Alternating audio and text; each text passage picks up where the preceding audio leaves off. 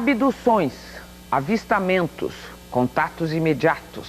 As palavras dos que acreditam que os discos voadores são nossos visitantes habituais revelam um jeito especial de olhar a Terra e olhar o céu. A repórter Marilu Torres conviveu com os ufólogos para nos contar quem são eles e por que decidiram dedicar sua vida aos extraterrestres.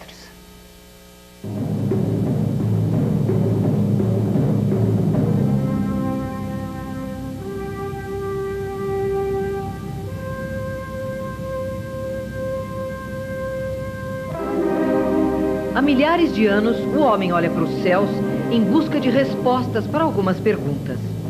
De onde nós viemos? Para onde nós vamos? O que estamos fazendo nesse planeta? Alguns olham para cima e veem apenas o Sol, a Lua e as estrelas. Outros veem muito mais. Eu me surpreendi com uma coisa fantástica, faraônica, indescritível.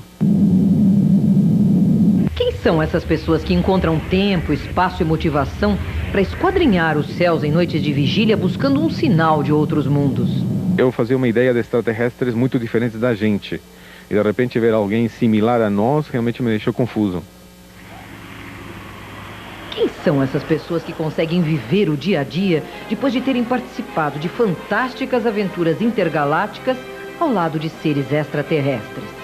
Existem vários casos de objetos entrando e saindo de dentro do mar, o que sugere alguma base de operações dessas naves lá na região. Quem são essas pessoas que trocam experiências, planejam estratégias, visando desvendar mistérios, muitas vezes indecifráveis? Eles nos dão uma noção de como será o futuro da humanidade. Nós estamos conseguindo entender a estrutura do universo. Os ufólogos são pessoas que se dedicam ao estudo da ciência que busca desvendar os mistérios ligados aos fenômenos extraterrestres, a ufologia. Em Águas da Prata, interior de São Paulo, o 5º Simpósio de Ufologia reúne estudiosos do assunto de todas as partes do Brasil. Eles lançam aqui uma carta aberta aos órgãos públicos, reivindicando uma maior abertura para a ufologia no Brasil. O Brasil, ele está vivendo uma onda... O que quer dizer uma abertura ufológica plena e total? Seria, inclusive, a liberação de documentos que a própria Forças Armadas obtém e que poderia ser trocado e levado para os pesquisadores, né, como um intercâmbio para que pudessem ambos pesquisarem juntos. Francisco Varanda, advogado, é também professor de arqueologia. Seus alunos o apelidaram de Indiana Jones, visual que ele gosta de reforçar. Varanda, essa região, ela é propícia à incidência de aparecimento de discos voadores? Assim, não só a região de Águas da Prata, mas também toda a encosta ocidental da Serra da Mantiqueira Paulista, que é uma área assim propícia, porque nós temos aqui muito afloramento de material assim estratégico. E por serem também áreas isoladas, né? Sim. Áreas assim que existem longos trechos aí que são totalmente isolados. Com seu jipe tático em pesquisas ufológicas, ele percorre a região a qualquer hora do dia ou da noite, atendendo a consultas sobre avistamentos. Tem um pequeno distrito aqui, né, que se chama São Roque da Fartura, inclusive culminou com até uma aterrissagem de um objeto desse, né? Que chegou a provocar a queimas numa parte da pastagem, desintegrou um morão de cerca e deixou um tipo de fuligem, né? De início, os primeiros dias parecia assim uma gosma, né? Uhum. Até nós apelidamos de brincadeira como a baba cósmica, né? Mas na verdade, dias depois, aquilo solidificou e o solo ficou impermeável. Eu fiz uma consulta ao eminente ufólogo brasileiro Flávio Pereira, um dos pioneiros na ufologia do Brasil, sobre a época em que começaram a aparecer nos céus os primeiros discos voadores. Durante a Segunda Guerra Mundial, a Luftwaffe alemã, aqueles Junkers que a gente vê nesses filmes, atravessava o Canal da Mancha e ia bombardear a Inglaterra. E esses Junkers eram seguidos por várias bolas luminosas que seguiam os aviões. Eles pensavam que isso era a arma secreta inglesa. Os que sobreviviam voltavam e o Hitler nomeou uma comissão para estudar essa coisa. Acontece que quando os ingleses iam revidar, eram também seguidos e um atribuía ao outro. Quando abriram os arquivos em 45, Foi hilariante o assunto, porque o alemão pensava que o disco voador era inglês e os ingleses pensavam que o disco era alemão. Por isso que eu digo isso há mais de 40 anos, que a ufologia nasceu militarizada. Não é porque os militares querem. Militares não querem esse abacaxi. O senhor, sendo um pesquisador, o senhor acredita em discos voadores? Sim. Eles existem? Existe um fenômeno chamado UFO ou OVNI no disco voador. Isso desde 55, sabemos. 55.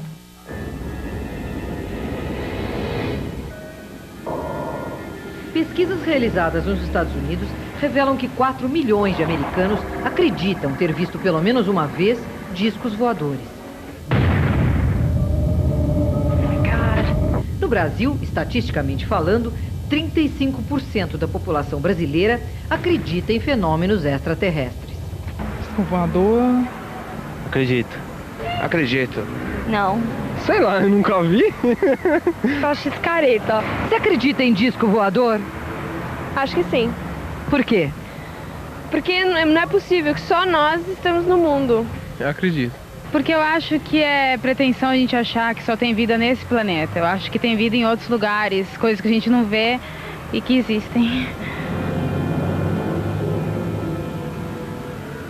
Claudeir Covo consegue dividir seu tempo entre a engenharia, sua profissão, e a ufologia, sua paixão. Claudeir, o que os discos voadores querem com a gente? Tudo indica que eles estão aqui fazendo do planeta Terra um grande laboratório. Eles constantemente são vistos coletando minérios, coletando vegetais e, em muitos casos, também de coleta de animais. Eles levam o animal e mutilam o animal dentro do disco voador, não sabemos por que razão.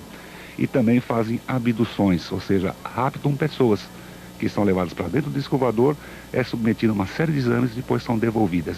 Nós temos catalogado 5 tipos distintos, que é do alfa, beta, gama, delta e ômega. Para evitar gafes no caso de você ser apresentado a um deles, saiba como é a tipologia dos ETs conforme a classificação dos ufólogos. O tipo alfa tem altura média que varia entre 80 centímetros e 1,30 m.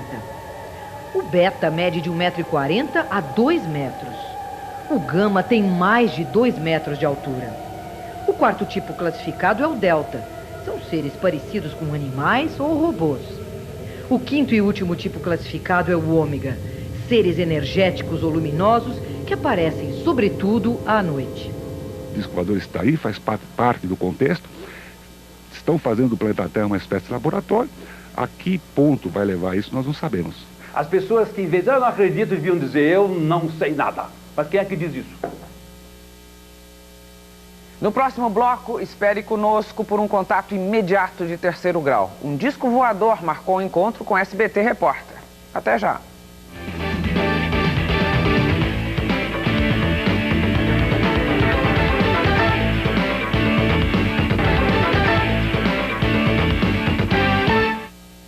Os contatados são privilegiados entre os que vivem no mundo dos ETs, porque são aqueles que já estabeleceram uma relação com os discos voadores. Neste bloco, acompanhe uma tentativa de contato. Os ETs faltaram ao encontro marcado.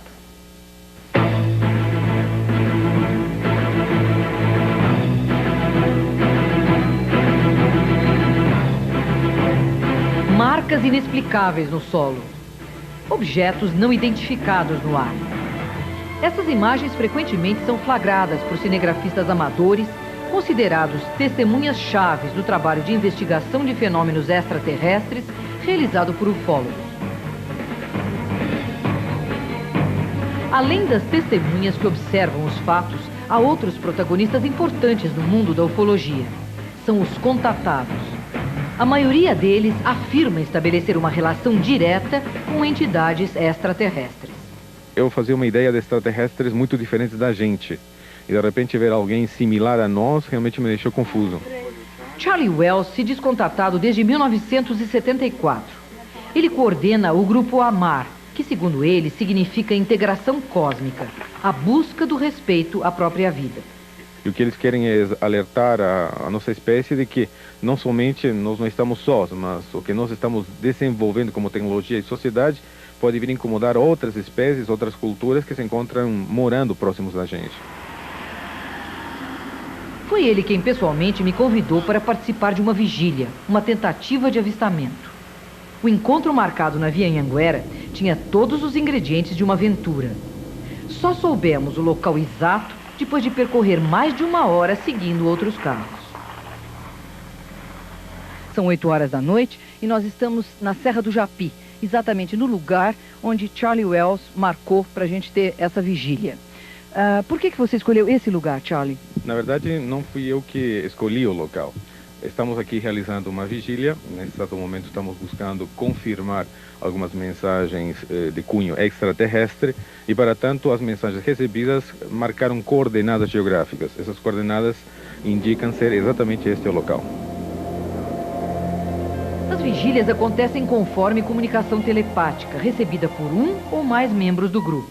Apesar de parecer semelhante ao processo de psicografia espírita, não tem nada a ver. A gente deixa a mente mais relaxada e vai pegando as orientações. É assim que a gente vai se movendo em campo. Eu recebi uma comunicação segunda-feira, falando deste local, nesta data, e no primeiro horário, 22h30. Liguei para o Charlie e depois ele me falou que a gente vinha aqui com vocês. Imagina o susto. A primeira comunicação assim. Deixa eu ver que horas são. 3:10. Bom, a gente tem meia hora, hein? Eu posso ter esperança? Não sei. Eu ainda tenho. Há então uma checagem de horário, estabelecem-se limites de tempo e, sem tirar os olhos do céu, cada um vai contando suas experiências. E de repente, a gente estava no local, as árvores são muito altas, né? E uma luz muito vermelha, era uma canepa, começou a se mexer muito rápido. Elas sempre são muito rápidas, né? Essas luzes. Tem de várias cores. Eu já vi vermelha e branca, né? Como é que você sabe que é uma canepa e não uma luz indefinida? Porque não tem no nosso mundo uma coisa igual. É uma coisa que você olha e fala, o que é isso? O que pode ser, né? Mas quando eu olhei para trás, tinha vários carros parados também atrás da gente, né? Eu desci do carro, sentei no capô do carro e ficamos olhando. Aquela luz maravilhosa, porque ela encandecia, ela brilhava a um ponto de você ficar difícil você enxergar. Isso era mais ou menos 7 horas da noite.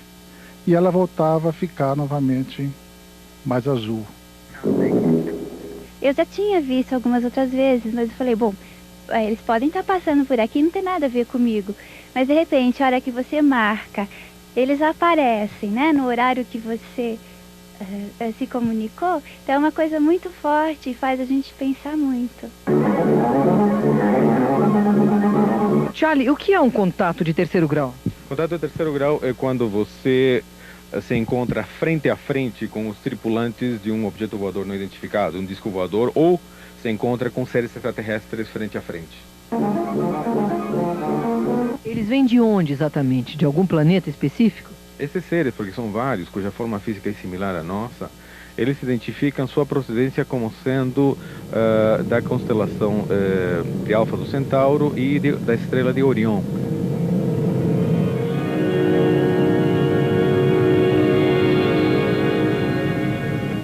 Bom, passaram-se 4 horas e meia aqui no pico da Serra do Japi. A nossa bateria de iluminação terminou. Nós terminamos a noite aqui com as luzes dos faróis ligados. Nós tínhamos 2 horários previstos contatados, às 10h30 da noite, e demos um prazo de mais 2 horas até 00:30. Não aconteceu nada. E daí, Charlie? Eles não quiseram nada conosco? A nossa classificação é que realmente a mensagem não foi nenhum tipo de contato, pelo contrário, provavelmente pode ser alguma sugestão, mas também houveram algumas coisas que coincidiram curiosamente. Então, o que nós faríamos agora novamente? Solicitaríamos que essas pessoas voltem ao processo de contato, busquem novamente uma possível nova comunicação e numa nova oportunidade voltaremos a campo mais uma vez. A observação dos céus pode ser feita sob diferentes óticas. Laerte Sodré, astrofísico do IAG, Instituto Astronômico e Geofísico da USP, Universidade de São Paulo, vê os céus com o olho da ciência. Eu acho que deve existir vida inteligente no universo. Isso não significa dizer que eu acredito em discos voadores, ou que a vida inteligente já tenha chegado à Terra. Eu acredito que disco voador são coisas que as pessoas veem, não sabem interpretar e dizem que são seres de outro planeta. Eu acho que que a grande maioria dessas coisas são estrelas cadentes e outros fenômenos naturais. Eu perguntei ao professor a sua opinião sobre pessoas que dizem manter contato com seres extraterrestres. Isso para mim é religião. A religião, cada um acredita no que quer.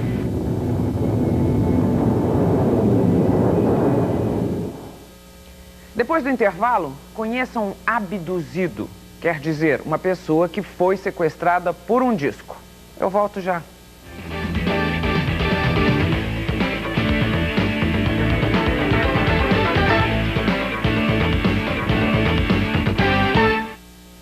Entre os ufólogos, o caso da aparição do ET em Varginha é uma indicação de que o Brasil transformou-se num objeto de atenção do universo. Neste bloco, acompanhe uma nova visita a Varginha, 7 meses depois da aparição, e conheça a história de um abduzido, que é como se chamam os sequestrados pelos discos. Os ufólogos cansam de afirmar que a atuação dos UFOs é tão estranha quanto diversificada. Dentre os fenômenos relatados por testemunhas, os que mais impressionam são os casos de abdução, sequestro de seres humanos por alienígenas. Na hora eu tive o pensamento de que fosse até um ataque russo. Um dos casos clássicos de abdução no Brasil, reconhecido internacionalmente, é o de Geraldo Simão Bichara. Em 1962, em Três Corações, Minas Gerais, ele viveu uma experiência extraordinária.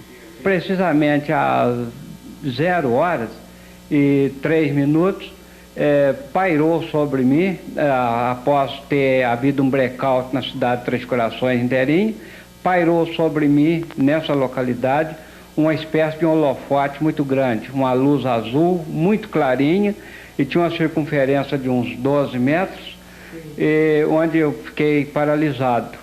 E no momento apareceu acima de mim a uns 6 metros, e uns 5 metros para frente, e uns 6 para cima, uma espécie de um caracol, no qual ele soltava uma espécie de um vapor, uma garoa.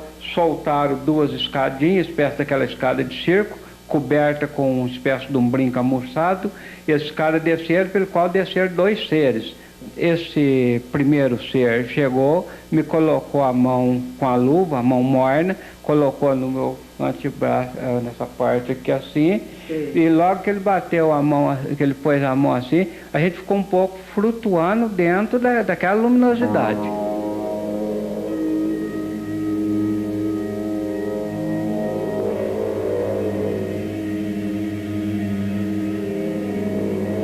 Ufólogos são unânimes em afirmar que uma onda ufológica sem precedentes vem atingindo o Brasil neste ano. O caso mais recente com repercussões internacionais foi o caso do ET de Varginha, em Minas Gerais. Varginha é uma cidade de aproximadamente 120 mil habitantes. Mas quase ninguém por aqui lembra ter sentido algo estranho no ar no dia 20 de janeiro deste ano, quando uma figura com tipologia extraterrestre apareceu num terreno baldio no centro da cidade. De repente, eu olhei no muro para me ver os nomes que estavam escritos lá, né? Aí na hora que eu olhei tudo assim, que eu olhei para baixo, aí eu vi uma criatura agachada. Era marrom, com os olhos vermelhos, 3 chifres, tinha veia no ombro e parecia ser mole. O Birajara Rodrigues, advogado e ufólogo, uma espécie de consultor ufológico da região, foi fundo na investigação do ET. O avistamento dessas garotas se deu por volta de 15h30 do dia 20 de janeiro de 96. A primeira testemunha militar que nós conseguimos contatar e ter um depoimento militar da ativa nos afirma que o Corpo de Bombeiros da cidade de Varginha capturou uma criatura na mesma data de 20 de janeiro, às 10h30, às 10h30 da manhã, a 3 quadras abaixo de onde as garotas avistaram. Esta criatura estava viva, emitia um som semelhante ao zumbido de uma abelha, estava abobada, estava sentindo-se mal visivelmente e foi transportada para as instalações da ESA, da Escola de Sargento das Armas de Três Corações. O Exército nega veementemente tudo isso. O Corpo de Bombeiros nega, o Exército nega, os hospitais negam, a Polícia Militar nega.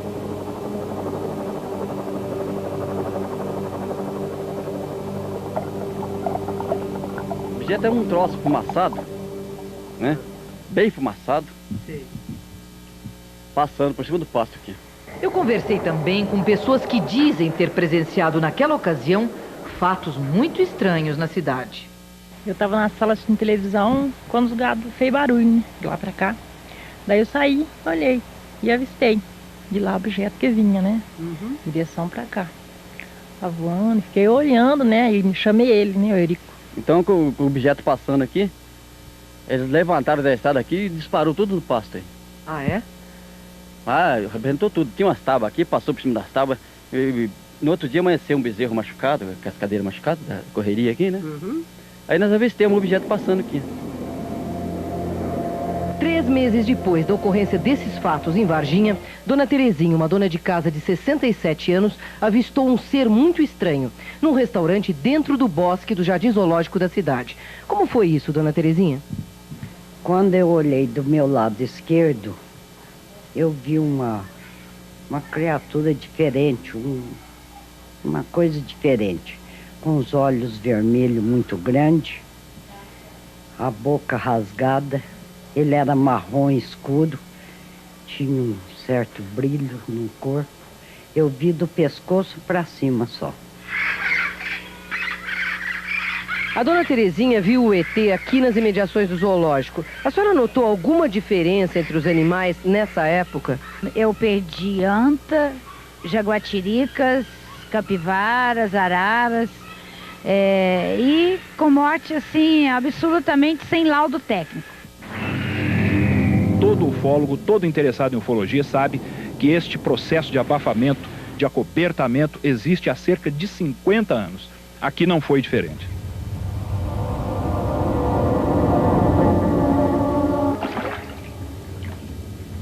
Casos de autópsias de ETs, abduções envolvendo contatos sexuais, desaparecimentos inexplicáveis de aviões e pessoas são temas que já foram explorados à exaustão pelo cinema. A partir da década de 70, a indústria cinematográfica começou a mudar o conceito do mundo em relação aos extraterrestres. Eles teriam alma, coração e intenções acima de qualquer suspeita. Mas será que a ternura rende menos bilheteria que o medo? A resposta vem aí.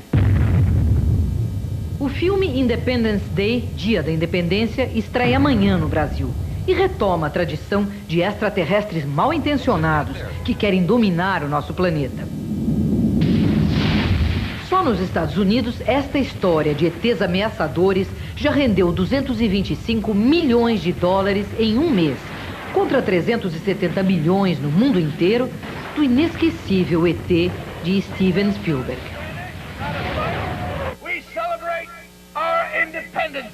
Nesta semana, a fantasia do cinema parece ter entrado nos telejornais. A NASA prepara a missão de um robô a Marte para tentar comprovar a teoria de que existiu vida naquele planeta.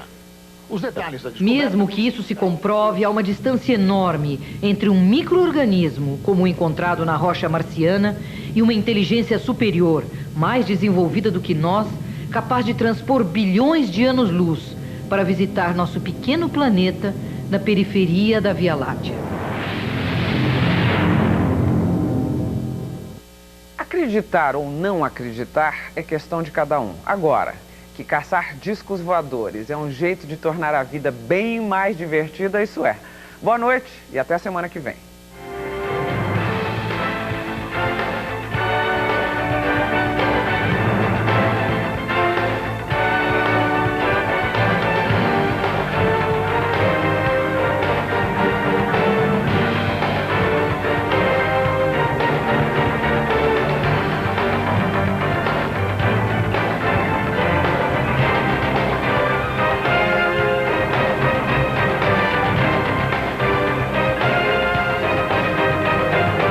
Discos